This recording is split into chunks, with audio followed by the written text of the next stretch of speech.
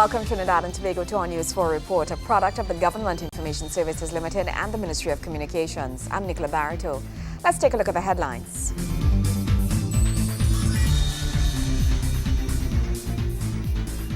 Trinidad and Tobago receives AAA credit rating from Caribbean Information and Credit Rating Services.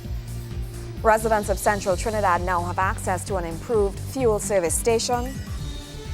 And government awards community heroes from across the nation. Thank you for joining us. To our top story. Residents of Central Trinidad now have access to an improved fuel service station as NP recently reopened the refurbished station at Pier Road Junction. The National Petroleum Marketing Company Limited, NP, has officially opened its Charleville service station and quick shop. On Friday, the opening ceremony took place at the service station on Pier Road Junction. It was a significant moment for the residents, business owners and regular customers of the area, proving to be a glimpse of the development which is expected to continue in the central borough. Prime Minister Persady Sessa echoed the sentiments of a people-centered government, explaining why it was important to open the ultra-modern facility in Charleville. It is my belief that true national development starts at the community level. True national development starts at the community level, and that the society's prosperity is measured by the prosperity of all, not some of its members. It is important, of course, that there be urban development. That is a vital measure of a society's well-being, but a true measure of overall health requires that we pay attention to the needs of the communities that have often not been seen as a priority of administrations of the past. My government believes that every citizen and every community matters, and therefore we work to ensure that national development is more than what happens in the urban areas, whether it be Port of Spain or San Fernando. Because development, to be lasting, must be meaningful. It must include places like Charlottesville, Morva, Mayaro, Freeport, and of course right here in Charleville. The state-of-the-art facility now offers several conveniences, which the Prime Minister said her government considers to be an investment in the future of Trinidad and Tobago. NP has made a clear statement that the people of Charleville deserve the highest level of facilities and service. From now on, you and your families will enjoy a world-class standard at your service station. You will shop at TT's most spacious quick shop. You will benefit from the convenience of automatic banking services and the most modern self-service refueling pumps. It is our sincerest wish that this new station makes your lives easier and more your daily tasks more pleasant. The NP service station will serve a wide cross-section and volume of persons within the area, as well as northbound and southbound traffic along the Sir Solomon Hochoy Highway, as there is ease of access between the service station and the highway. Nikolai Edwards, News 4. Trinidad and Tobago is expected to maintain its position as one of the wealthiest countries in the Latin American and Caribbean region with a credit rating to match. The results of a recent crediting rating report for this country now gives citizens and the government a renewed sense of hope when it comes to the management of the country's resources and finances. Trinidad and Tobago's strong, resilient and well-diversified economic structure, very strong external position evidenced by healthy foreign reserves and low financing requirements, sound fiscal flexibility and relatively low public debt, and well-regulated financial system with stable monetary and exchange rate policies have reaffirmed its Caribbean Information and Credit Rating Services Limited AAA rating. On Thursday at the post-cabinet news briefing, Minister of Finance and the Economy, Senator the Honourable Larry Hawai, revealed the latest CARICRIS credit rating report for Trinidad and Tobago. We get 3 sets of ratings on an annual basis, one from Standard & Poor's, one from Moody's, and one from CARICRIS. CARICRIS is normally done around the middle of the year, around June, and the Standard & Poor's and Moody's are normally done towards the end of the year. Trinidad and Tobago, from the CARICRIS rating, we were rated AAA. Using the CARICRIS rating system, and that AAA rating is both on the regional foreign currency scale as well as the regional local currency and the Trinidad and Tobago national scale. So we have received the highest rating that CARICRIS itself gives. CARICRIS, which launched its services in October 2004 and released its first credit rating in April 2005, is a unique market-driven initiative aimed at fostering and supporting the development of regional debt markets in the Caribbean.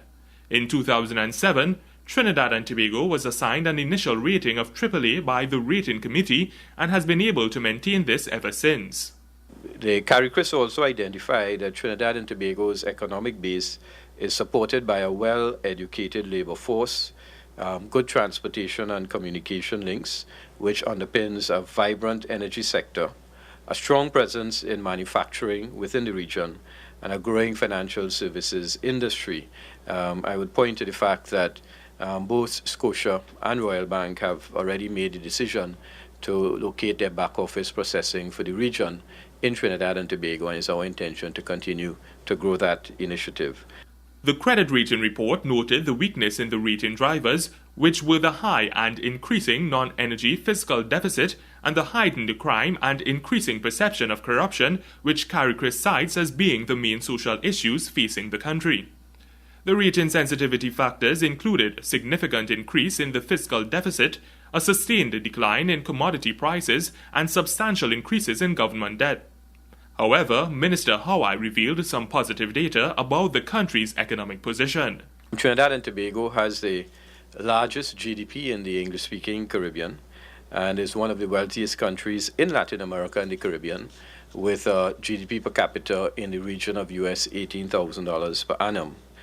CARICRIS has indicated to us that the ratings for the Republic reflect our strong external position as evidenced by healthy foreign exchange reserves. Our foreign exchange reserves at the end of June was approximately $9.4 billion. And at the end of June also, or early July, we made another transfer to the Heritage and Stabilization Fund. And the Heritage and Stabilization Fund is approximately now $5 billion US, having increased from just over $4.9 billion. According to CARICRIS, notwithstanding the ongoing sovereign debt crisis in Europe, slowing growth in China, and the slow pace of recovery in the United States, TNT's external sector conditions are expected to continue to remain relatively healthy in 2013, although they are not expected to reach pre-crisis levels. The regional rating agency affirmed that overall, low public sector external debt and a strong external position will continue to support the country's superior credit quality in the short term. To review the entire credit rating report, visit www.caricris.com. Nikolai Edwards, News 4. When we come back, community heroes get awards. Stay with us.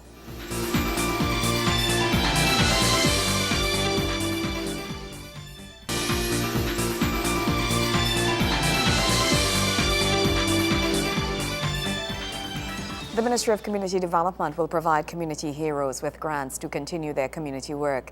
The news comes as the Ministry of Community Development wraps up its first biennial Community Heroes Awards. The Community Heroes Awards is part of the Ministry's Community Development Partnership Forum. The forum took place over a 3-day period and was used as an opportunity for community development professionals throughout the region to network and discuss issues impacting and impeding progress in community development.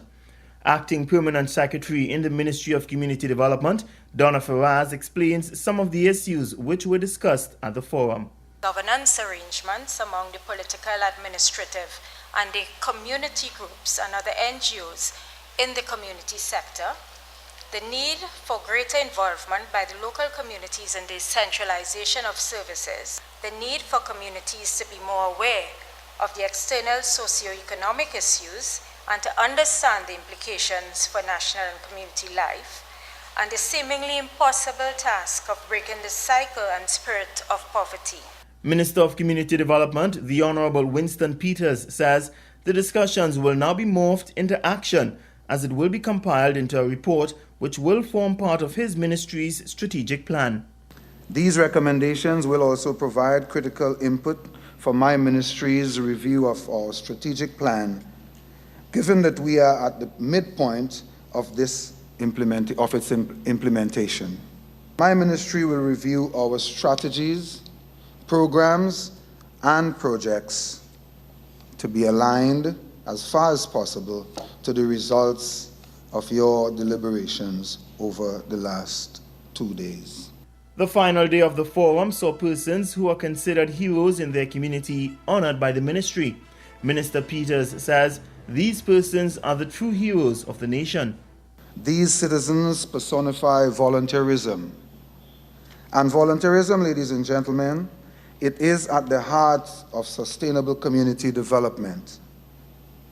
It rejects passive acceptance of the status quo and instead foster empowerment and ownership. These volunteers, these ordinary people, by their selfless commitment and extraordinary work, are true heroes. I am proud to salute them, and it is an honor to present this first group of heroes to our national and, by extension, international community. The Community Development Minister is urging the heroes to never give up despite the challenges that may face them. He explains the ministry recognizes their challenges and is willing to assist. The success of any nation starts with its communities. Without proper management of your communities, we would not have a proper country, and by extension, a proper world. So I urge you to continue your good work that you have been doing in the communities. We at the Ministry of Community Development are well aware that despite their very limited resources, these heroes somehow manage to keep the work going. I am very pleased to announce tonight that the Ministry of Community Development, through our Community Development Fund, will provide each of our heroes with a grant of $25,000 to support their good work.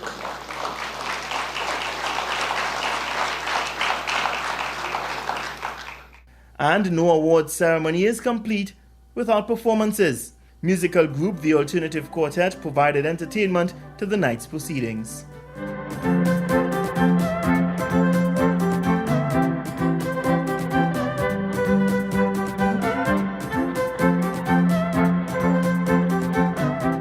Gregory McBurney, News 4. Energy Minister Kevin Ramnarine is underscoring the importance of health and safety policies to the oil and gas sector. His comments were made during the launch of AmCham's HSSE conference and exhibition at the Hyatt Regency Hotel in Port of Spain. Energy Minister Kevin Ramnarine says safety remains paramount to the efficient functioning of the oil and gas sector.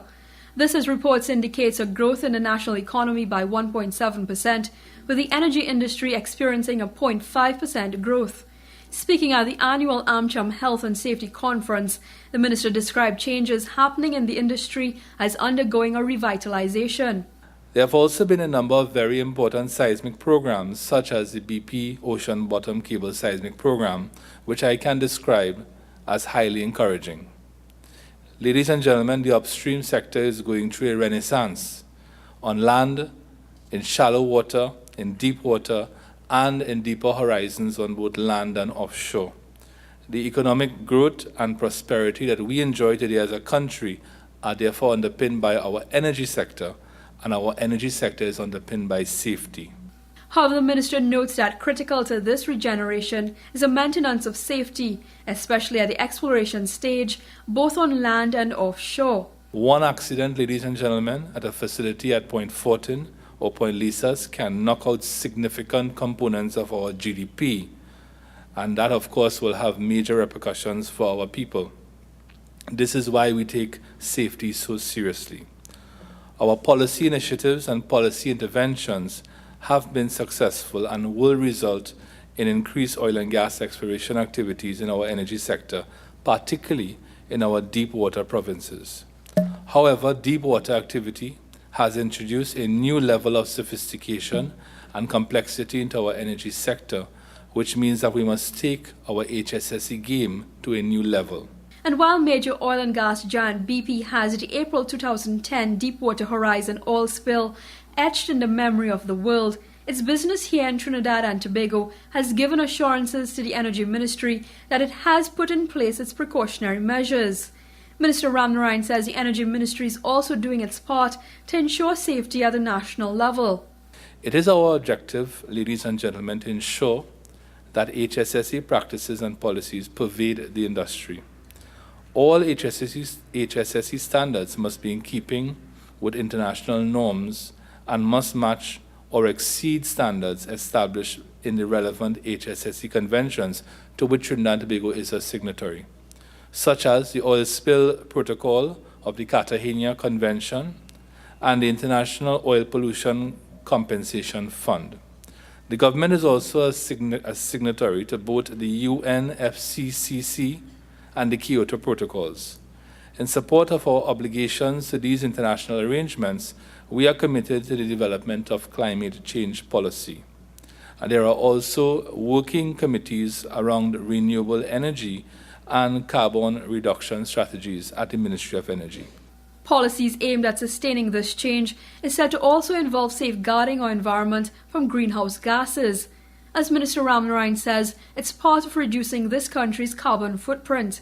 At present, Petrotrin and the NGC are working on a feasibility study that will consider the use of carbon dioxide emitted at the Point Lisas industrial estate for use in enhanced oil recovery in our oil fields in southern Trinidad. That is an idea whose time has come. There was a project back in the 1970s that was abandoned, and we think it is a very good project, and we are exploring the feasibility of it right now.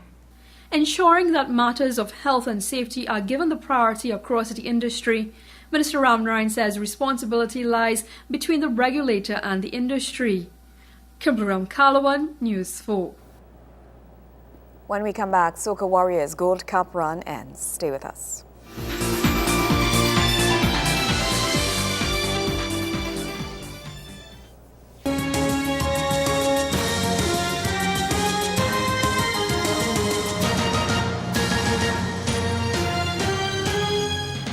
The campaign of the Soca Warriors in the 2013 CONCACAF Gold came to a disappointing end on Saturday with a defeat by Mexico in the quarterfinal. It was a gutsy performance from TNT, but a late strike became our undoing. Wayne Cunningham was at the Georgia Dome in Atlanta for the encounter, and he has the wrap-up. News for Sports at the CONCACAF Gold Cup. Courtesy the Ministry of Sports and the Sport Company of Trinidad and Tobago. It was end-to-end attacking football as the senior men's Trinidad and Tobago football squad battled Mexico for a place in the semi-finals of the CONCACAF Gold Cup 2013. Although the Warriors held their own in the first half, they owed a debt of gratitude to goalkeeper Jean-Michael Williams, who made some spectacular saves to keep them in the match. The North Americans came out spanking in the second half, but Jean-Michael kept them at bay with some help from his defense and the woodwork. Raul Jimenez hitting the upright in the 54th minute. Just when it seemed that the St. Anne's Rangers keeper's skill would take us to extra time, Jimenez struck in the 85th minute with a deft touch to end the Warriors' Gold Cup run. A disappointed coach, Stephen Hart, saw some positives in the Warriors' play despite the loss. It's painful regardless of who you play, especially it feels worse when you give up a goal so late in the game. But congratulations to Mexico. Well, I said before we even started that this tournament would be somewhat analytical for us to see where we are in CONCACAF. I've already put together where I think we need to strengthen and which young players are available. But clearly we need to play more international games of this nature. Unfortunately, this is the only tournament, so the games will be exhibition, but we have to do it. We need to keep building. According to Hart, moving forward, some adjustments in our play must be made. There's a number of things at times in the game today. I think we need to possess the ball better. keep it out of the feet of the opposition. That needs to improve, and our ability to attack with a little more variety, probably from the fullbacks today. Our fullbacks did not get involved at all, which is a big part of our game. So there's some work to be done. With the support of all stakeholders, Coach Hart believes that the senior men's national team will continue to improve. There is a lot to learn in the sense that technically there's some work for us to do, and that would be for the future generation. But also tactically, as I said, we need to keep the ball better and attack with a little more variety. At times, I thought we panicked, and we should have been more calm and use the ball better, especially in the second half. But it was a lot of pressure, and it's easy for me to say on the bench. Trinidad and Tobago beaten but not disgraced, going down 1-0 to Mexico in the 2013 CONCACAF Gold Cup. But rest assured, Warriors fans, we have a future. The team played with determination and skill. We look forward to what's ahead for Coach Stephen Hart and his men. I'm Wayne Cunningham, reporting from Atlanta, Georgia, in the CONCACAF Gold Cup. News for Sports at the CONCACAF Gold Cup. Courtesy the Ministry of Sports and the Sport Company of Trinidad and Tobago. More news after this. Stay with us.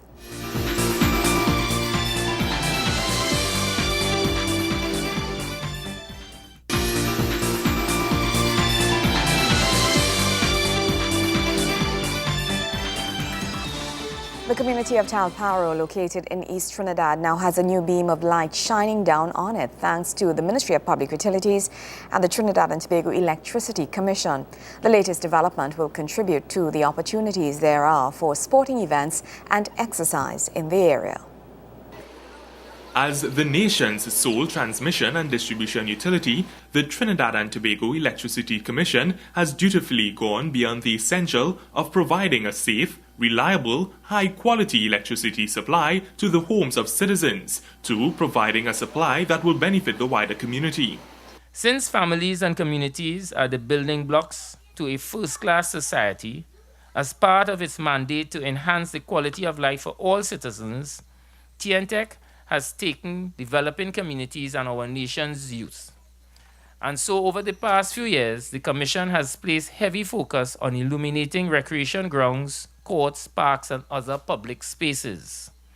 These projects include street lighting on all major and minor roadways, as well as has been facilitated by our public lighting program. On Wednesday, TNTEC, under the Ministry of Public Utilities, hosted the lighting up ceremony to mark the installation of lights under the public lighting program at the Talparo Recreation Ground. The 1,500-watt floodlights are expected to give the community a renewed sense of hope, as residents can now carry out many of their recreational activities for extended periods of time, while ensuring that the neighboring youths can involve themselves in productive activities. Member of Parliament for the area, the Honourable Jairam Simangal, listed a number of works that he was piloting in the area and called for the residents' continued support. We are on the path to the right direction. This is about building the community, and I urge all of you to get involved. Do not be afraid and shy to talk to your Member of Parliament. I am accessible at all times. In fact, I feel very humbled when the young people come and they ask and they make requests of their Member of Parliament. When I met on a few occasions on the recreation ground, the only thing they wanted at this point in time was to have the lights installed so that they can play longer hours in the night. The Honourable MP spoke of a number of football, cricket and basketball activities that would take place under the lights, tournaments which the young and not so young of the area look forward to each year. Aside from sports, there are other forms of recreation which residents of the area enjoy, including dance, which the Talparo Youth Group was able to display. The Honourable Minister of Public Utilities noted that residents of Talparo, Tamina, Third Station and environs now stand poised to benefit mentally, physically and socially. This will not happen unless you make a systematic effort to use these grounds for the betterment of yourselves and your community. You see, the rewards that can be accrued from the use of this ground can be compared to a crop that is ready for harvesting. It will be of no use to anybody out there in the field. The farmer has to go and reap it, carry it to the market and sell it so that you could eat it and be nourished. The same stands for this ground. You and every member of this and surrounding communities are the farmers. Do not let the crop go to waste. Start football and cricket leagues. Host community family days. The benefits to you and your community will be more than you imagine. Over 180 grounds have been lit thus far under the program, and the minister said he has approved another 54 grounds to be lit. Nikolai Edwards, News 4. Well, that's how we wrap up this edition of our News 4 report, a product of the Government Information Services Limited and the Ministry of Communications. I'm Nicola Barito. Thank you for joining us.